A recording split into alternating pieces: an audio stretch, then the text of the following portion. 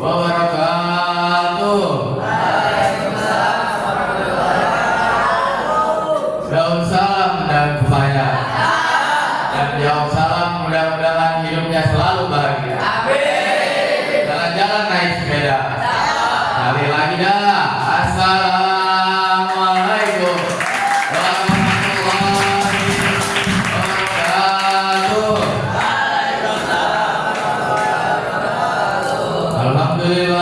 Alhamdulillah nasta'inuhu wa nastaghfiruh wa na'udzu billahi min shururi anfusina wa min sayyiati a'malina. May yahdihillahu fala mudilla lahu wa may yudlil fala hadiya lahu. Asyhadu an la ilaha illallah wa asyhadu anna Muhammadan abduhu wa rasuluh. La nabiyya ba'da.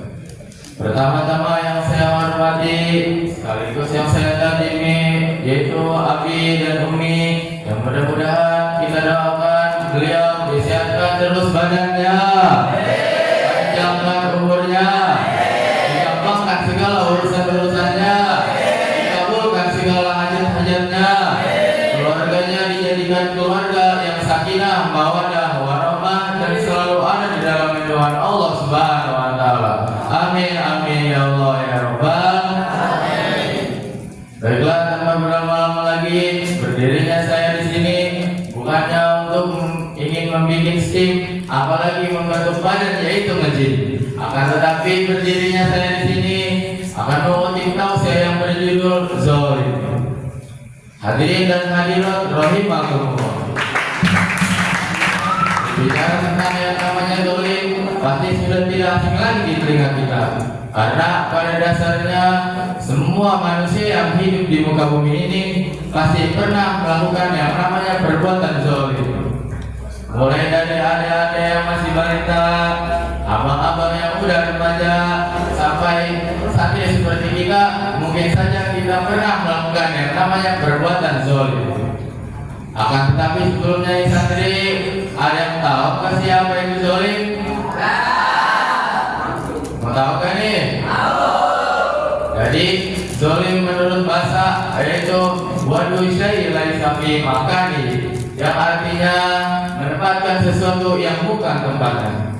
Akan tetapi di dalam penjelasan lain ada juga yang mengatakan bahwa perbuatan zolim ini adalah perbuatan yang dapat merugikan orang lain dan diri sendiri. Dan bisa dikatakan bahwa orang yang berbuat zolim berarti dia tidak menaruh rasa belas kasihan atau kejam.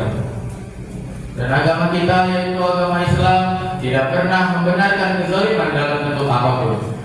Karena kenapa? Karena sekecil apapun perbuatan zolim yang kita lakukan pasti akan diperlihatkan nanti di akhirat kelak. Akan tetapi selain itu, perbuatan zolim ini juga bisa menghalangi kita untuk meraih kebahagiaan di akhirat, yaitu mendapatkan surga Allah Subhanahu wa taala. Dan Allah di dalam Al-Quran juga sudah memberikan peringatan yang tegas terhadap larangan berbuat zolim. Dan ancaman bagi orang yang berbuat zalim tidak hanya mendapatkan dosa, namun juga mendapat laknat dari Allah Subhanahu wa taala dan siksaan yang pedih nanti di dalam neraka. Yang sebagaimana yang sudah dijelaskan di dalam Quran surat Al-Furqan ayat 19 yang berbunyi, A'udzu billahi minasy syaithanir rajim. Bismillahirrahmanirrahim. Wa may yadlim minkum nuziqhu adzaban kabira. Al-ayat sadaqallahul azim. Yang artinya, dan barang siapa di antara kalian berbuat zalim, niscaya kami timpakan kepadanya rasa azab yang besar. Nah, maka dari itu mulai sekarang kita harus menjauhi atau setidaknya mengurangi perbuatan zalim ini. Karena perbuatan zalim ini kelak di hari kiamat akan berubah menjadi kegelapan yang sangat pekat bagi pelakunya. Hal ini merupakan sisaan baginya karena telah melakukan perbuatan zalim. Dan hal ini merupakan sisaan bagi pelaku zalim sehingga ia tidak mengetahui jalan yang harus ditempuhnya. Dan perkara ini akan berakhir di dalam neraka untuk menerima pembalasan atas perbuatan zalim yang ia lakukan. Nah, makanya santri kita selaku umat muslim dan kita juga seorang santri, maka sudah harus dan sepatutnya kita ini takut terhadap perbuatan zalim.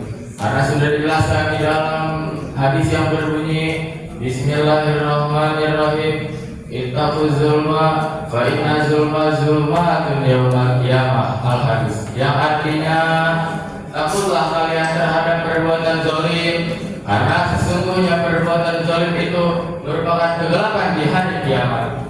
Nah, maka dari itu apabila kita tidak ingin mendapatkan laknat dari Allah, tidak ingin digelapkan nanti di akhirat, maka kita harus takut terhadap perbuatan zalim. Akan tetapi selain kita harus takut terhadap perbuatan zalim, kita juga harus takut terhadap doanya orang yang terzalimi. Karena kenapa? Karena sesungguhnya doa orang yang terzalimi itu tidak ada satupun penghalang yang menghalangi sampainya doa kepada Allah Subhanahu wa taala. Atau bisa disebut bahwa doanya orang yang terzalimi itu pasti dikabulkan oleh Allah Subhanahu wa taala.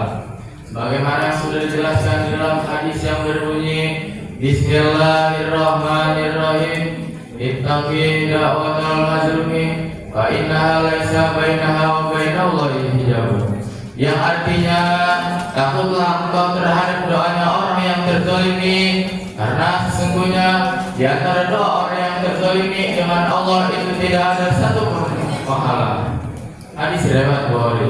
Nah, maka dari itu kita dapat tarik kesimpulan di santri, apabila kita ingin mendapatkan kebahagiaan di akhirat, tidak ingin mendapatkan siksaan yang berat, tidak ingin digelapkan di hari kiamat, maka kita harus menjauhi dan takut terhadap perbuatan zalim ini. Terutama bagi kita nih santri yang masih suka mengejek temannya, suka memukul-mukul temannya, maka mulai sekarang kita harus tinggalkan perbuatan tersebut. Baiklah, mungkin hanya ini saja